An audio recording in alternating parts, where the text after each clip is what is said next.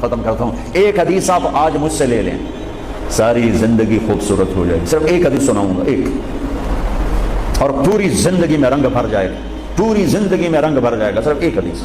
میرے نبی نے فرمایا اربع اذا كانت فيك لا يضرك ما فاتك من الدنيا، اربع من كن فيه ما ضره ما فاته من الدنيا۔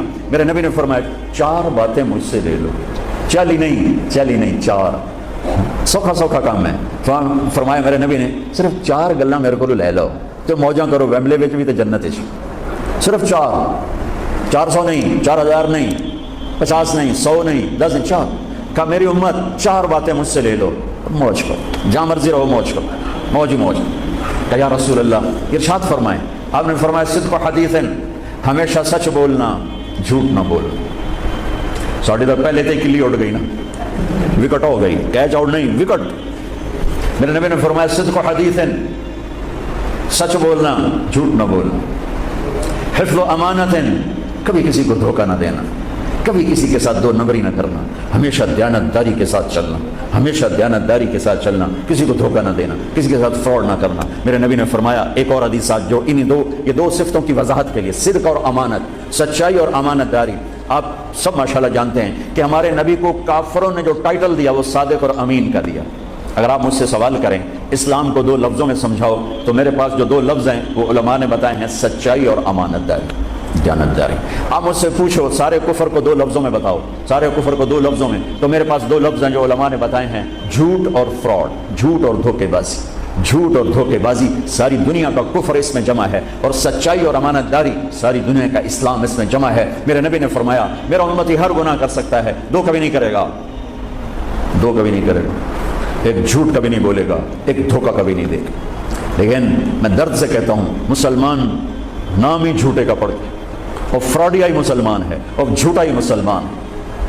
جو غیر مسلم ہے اسے جھوٹ سے نفرت ہے۔ ہم کلمہ پڑھنے والے رج کے ٹکا کے جھوٹ بولتے ہیں، ٹکا کے دھوکہ دیتے ہیں، جسے موت ہے ہی نہیں، جب موت کے بعد کوئی پوچھنے والا نہیں ہے۔ تو میرے نبی نے فرمایا چار باتیں بتا کے جا رہا ہوں، آپ نے فرمایا میں وہی چار باتیں اپنے نبی کی بتا کے جا رہا ہوں، سچائی، امانت داری، جھوٹ نہیں بولنا، دھوکہ نہیں دینا۔ تیسری بات حسن خلیقۃ، اپنے اخلاق اچھے رکھو، اپنے اخلاق اچھے رکھو، معاف کرنا بھی سیکھو، معافی مانگنا بھی سیکھو، درگزر کرنا بھی سیکھو، اور جھکنا بھی سیکھو، سخاوت سیکھو، محبت سیکھو، دلداری سیکھو، تواضع سیکھو، عاجزی سیکھو، خدمت سیکھو، لوگوں کے سامنے بچنا جھک جانا سیکھو۔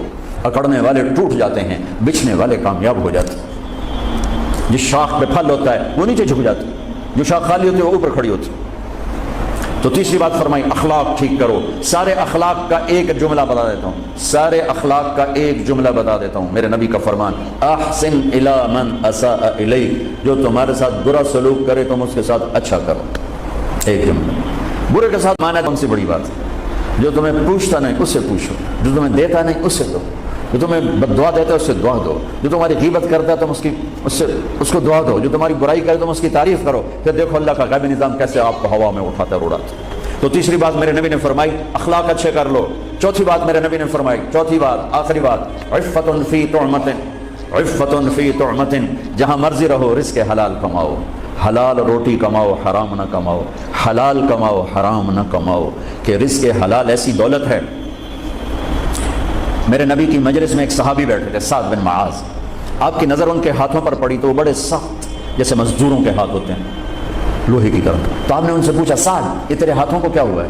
کہ یا رسول اللہ میں بچوں کے لیے روٹی کماتا ہوں اور اس کے لیے دہاڑی کرتا ہوں، مزدوری کرتا ہوں، تو اس سے میرے ہاتھ سخت ہو گئے ہیں، تو آپ مجھے دیکھو۔ آپ نے ان کا ہاتھ پکڑا اور ایسے بوسہ لیا سب کے سامنے، اور فرمایا بچوں کو حلال کھلاتے ہوئے، حلال حلال، شراب بیچ کے نہیں، جوا چلا کے نہیں، بچوں کو حلال کھلاتے ہوئے جو ہاتھ ایسے ہو جاتا ہے اس پر دوزخ کی آگ حرام ہو جاتی ہے۔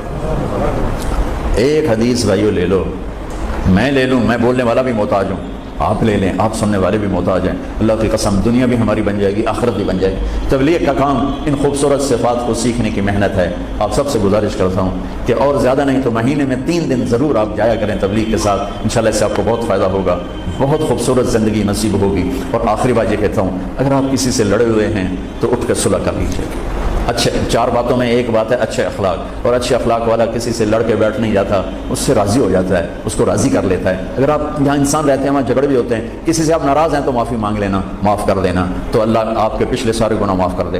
اور میاں بیوی آپس میں لڑے ہوئے ہوں اور وہ آپس میں صلح کر لیں، تو یہ صلح اللہ کو اتنی پسند ہے کہ اللہ دونوں میاں بیوی کے پچھلی زندگی کے سارے گناہ معاف کر دیتے۔